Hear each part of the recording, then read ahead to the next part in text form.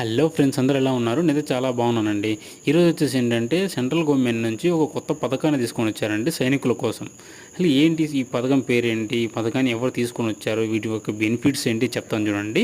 ఈ పథకం పేరు ఏంటంటే వీర పరివార సహాయత యోజన. ఇది ఏ సంస్థ అండర్లో వచ్చిందంటే NALSA, national legal service authority.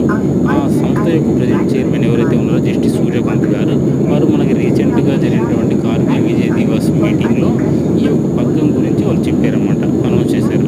అయితే ఈ యొక్క పథకం యొక్క బెనిఫిట్స్ ఏంటి అంటే, మన సైనికులు ఎవరైతే ఉన్నారో వారికి పర్సనల్గా ఫ్యామిలీ ఇష్యూస్ కానీ, ల్యాండ్ ఇష్యూస్ కానీ, ఇంకా ఏమైనా సరే ఇష్యూస్ ఉంటే వాటికి లీగల్గా వెళ్ళడానికి సెంట్రల్ గవర్నమెంటే మనకి లాయర్ని ప్రొవైడ్ చేస్తుంది అనమాట. వాళ్ళే మన తరఫు నుంచి వాదిస్తారు, ఎటువంటి ఇబ్బంది లేకుండా.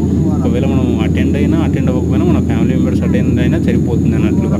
అంటే వాళ్ళు ప్రాపర్గా ఏం చెప్తుందంటే సెంట్రల్ గవర్నమెంట్, మీరు దేశాన్ని కాపాడండి, మీ ఫ్యామిలీస్కి సపోర్ట్గా మేము ఉంటాము అని చెప్పేసింది.